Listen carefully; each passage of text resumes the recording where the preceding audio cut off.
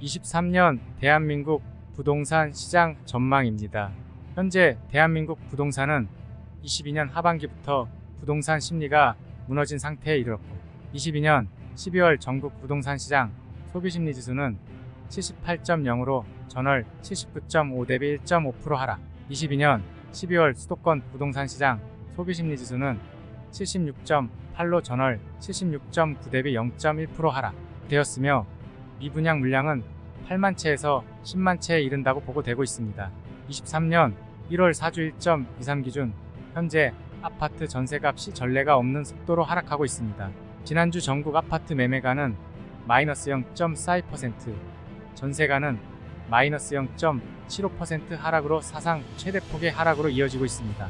경기도와 서울의 전세가 하락은 각각 1.04%, 1.01%씩 하락하였습니다. 전세가 하락의 여파는 보통 1년 정도 후 매매가가 급속도로 폭락 사태가 나오는 경향이 매우 큽니다.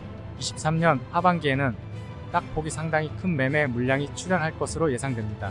그래서 올해 부동산 연착륙은 더욱더 힘들어지는 추세이고 5월, 8월부터 부동산 가격은 또 한 번 더 폭락할 여지가 매우 클 것으로 판단됩니다.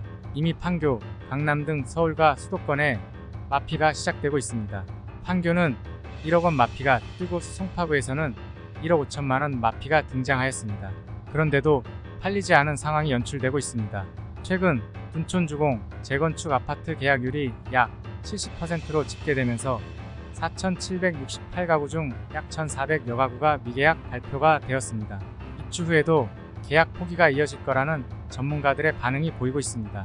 그리고 고분양가로 인한 미분양 사태 및 공시지가 하락으로 부동산 시장의 전망이 암울한 이 시기에는 분양가가 높으면 거래가 이루어지지 않으므로 건설사가 먼저 살아남기 위해 분양가를 큰 폭으로 낮추어 분양시장에 뛰어들 것입니다. 분양가 하락의 시작인 것입니다.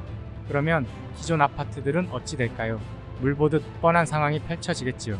어떤 분들은 미분양 아파트를 정부가 매입해서 공공주택으로 돌린다는데 과연 정부가 미분양 아파트를 다 사들릴까요? 국민들의 여론 및 자금력으로 힘들다고 판단되는 게 현실입니다.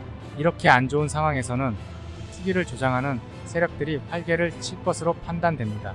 투기 조장, 사기는 항상 부동산 가격이 폭락을 시작하기 전에 물량 넘기기 위해 대규모로 활동을 합니다. 이렇때 정말 조심해야 됩니다. 영끌에서 모든 걸 건다면 폭망의 지름길이며 삶의 포기로도 이어질 수 있는 시대가 다가오고 있습니다. 이와 관련되어 최근 뉴스 기사를 보면 부동산 관련 사기가 급증하고 있고 분양 대행업자와 중개인 등 많은 사람들이 사기 공법으로 입건 및 재판을 받고 있다는 내용이 주를 이룹니다. 우리나라는 작년에는 에너지 수입이나 원자재 상승으로 인한 인플레 영향을 비교적 적게 받았지만 작년에 선주받은 물량이 3월에 들어오면 3월부터는 에너지, 원자재 등 가격이 또 한 번 상승으로 우리나라 경제에 큰 타격을 입힐 것입니다. 그리고 제2의 카드 사태가 올 것 같은 불길한 징조들이 보이고 있습니다. 작년 카드사의 리볼빙 2월 잔액이 1조 2천억 원가량 증가되었다고 합니다. 2008년 이후 제2의 카드 대란이 올 수도 있다는 걸 배제할 수 없는 상황입니다. 23년 카드사의 연체 리스크도 덩달아 커질 수 있다는 우려가 발생하였습니다. 위와 같은 상황을 한국은행 총재가 모를 수 없을 것입니다. 현재 금리가 내려야 된다는 여론은 말이 안 되는 상황입니다. 금리를 올려도 우리나라는 매우 위험한 상황에 직면해 있습니다. 지금 외국 자본도 한국을 떠나고 있는 상황입니다.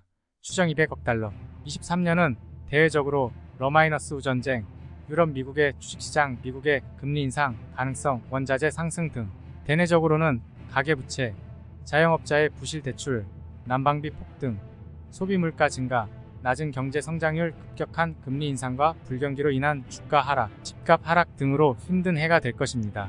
올해는 대단한 각오와 준비를 하셔야 절망과 후회가 없는 한 해를 보낼 수 있을 겁니다. 우리 모두 슬기롭고 지혜롭게 23년 한 해를 이겨나갑시다.